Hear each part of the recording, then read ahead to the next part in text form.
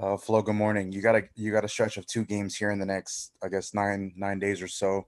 Has there any thought of possibly sitting Devontae out the next two games to nurse his hamstring injury, or are you guys going to try to manage just to see if he can go on Sunday?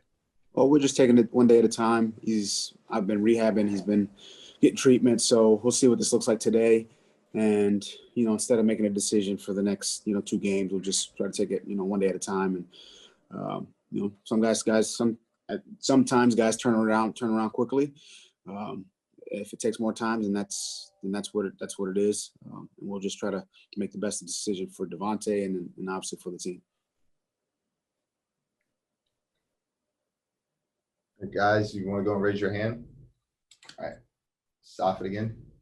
I'll go one more. All right.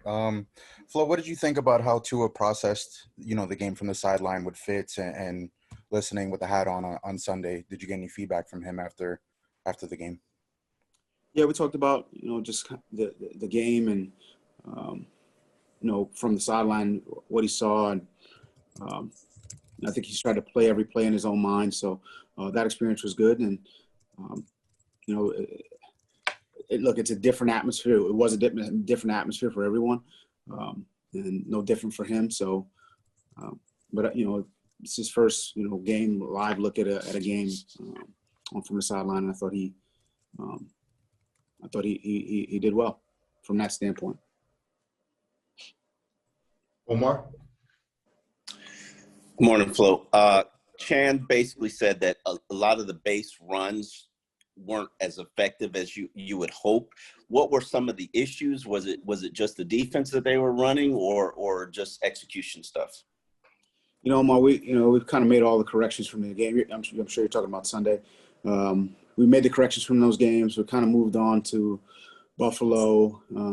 That's where our focus is. There were a lot of issues in the game. We're trying to get them all corrected, and we're going to go out and practice today and try to make those corrections on the practice field. And we've moved on, and our focus is on the Bills. And this is there's a lot to focus on there. I mean, they're a good team. Alan. Good morning, Brian. How much catching up would you say Bowden still has to do to get to a point where he's ready to contribute? I mean, he's been here 2 weeks, 3 weeks, somewhere in there. So he's worked extremely hard. He's been meeting one-on-one with Grizz, trying to get caught up. But let's say when you're a rookie, you're young. I mean, you need reps. So we're trying to give him as many reps in practice as possible. But as far as getting caught up, there's going to be, I think at best for a young guy in that situation, a couple packages, a couple things that, he could feel comfortable doing, and then maybe you get him out there, but I'm not sure we're there yet. So we'll see. Barry. Hi, Brian. Couple of cornerback questions. How well equipped do you think Needham is in the slot at this point in your nickel packages? If you could talk about the choice to use Jamal Perry over Needham in that role, and also why did Ken Webster leave the practice squad? Well, Ken, he had an opportunity to go to another team. He did that. We had a good conversation on that. He felt like it was best for him, and I support that decision.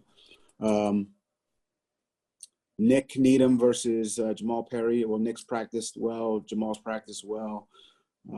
Nick spent a little bit more time on the perimeter over the course of training camp. Jamal was more inside.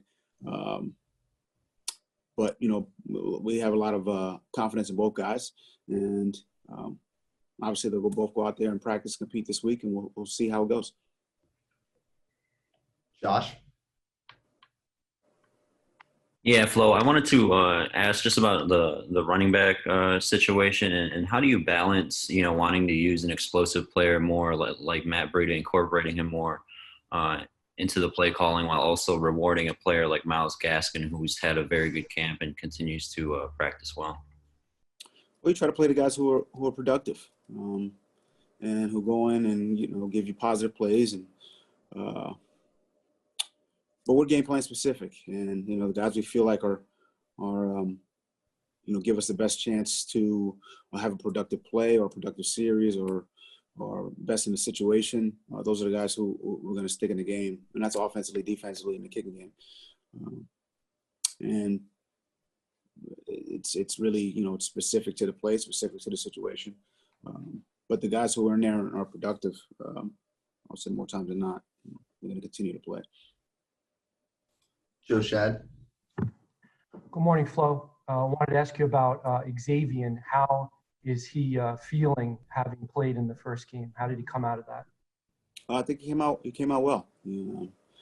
It's good to get in there, get some snaps. It's been a while since he played, so he came out well. Thought he did some good things, and we'll continue to move him along and get him more reps this week and see how it goes. Omar.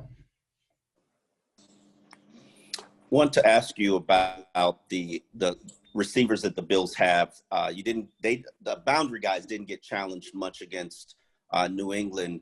I'm assuming you expect a little bit more action on the outside this week. Oh yeah, these are. This is a very good group of receivers. It's a really good overall offense. Receivers, backs, tight ends, O-line, Diggs, John Brown, Beasley. This is probably as good a group as there is around the league. So this would be a great challenge for us, as a defense, to go along with the quarterback and his ability to scramble, his ability to fire the ball down the field. He's been more accurate. They pose a lot of issues. So we've got to do a great job with our communication. We've got to do a great job with our fundamentals technique. We've got to do a great job across the board to try to limit this offense, but they're good. Adam. Fitz throughout his career has had good games, he's had bad games like any player. In your conversation with him this week, what makes you confident he's going to bounce back and have a good game this week? He's a competitive player. That's what makes me confident. He's a competitor. He's had success in this league. He's bounced back before, and like you said, and hopefully this is just played a tough game. I think everyone feels like they could have played better. Feels like it could have been better last week. So we just go back to the drawing board, go back to work, do a good job in the meetings and the walkthroughs and the practice, and try to be better this week. And that's Fitz. That's everyone else on the team as well. So myself included. And I have confidence that he'll play well, and the entire team will do everything they can to play well this week. How? Wanted to get your take on Brandon Jones and the game he had Sunday, what you saw in film of him, and if you think he can continue to have such an active role in the defense. I thought he, his first time out, I thought he played well. I thought he tackled well. He showed good speed. A lot of things we saw in training camp. This kid's fast. He's aggressive. He tackles well. It wasn't perfect by any stretch of the imagination. There were some plays that I know he wishes he had back that we talked about on the sideline. And I would say they were in some of the critical moments of the game. Hopefully he learns from them.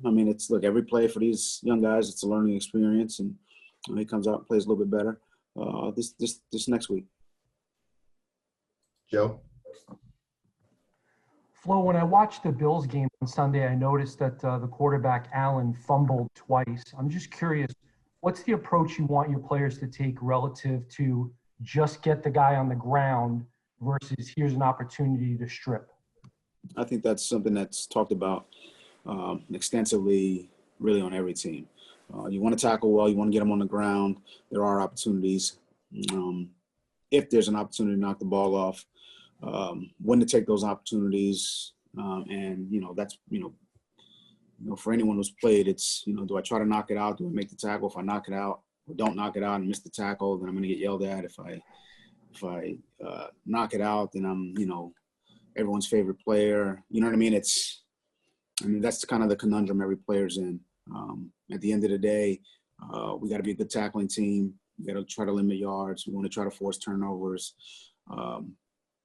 And some players more than others have a knack for when that opportunity presents itself, and they take advantage of it when it does present itself. So we've got to, and we practice it every day, and we try to show them instances where those opportunities present themselves, and when to try to take advantage. And hopefully we get some opportunities to do that, and we can knock the ball off a couple guys. All right, we have time for one more. We'll go to Omar. Want to ask you about Jakeem. Obviously, with Devontae not being completely healthy, Jakeem will get a lot of reps in practice. Do you have to have a Jakeem package, or do you look at him as just a normal flanker? Yeah, I mean, he's a receiver, and receivers, they got to really get good releases. They got to do a good job with their route technique. They got to do a good job at the top of the route. They've got to recognize coverages. Is it man? Is it zone? So I mean, there's no package. A receiver is a receiver is a receiver. Some guys are,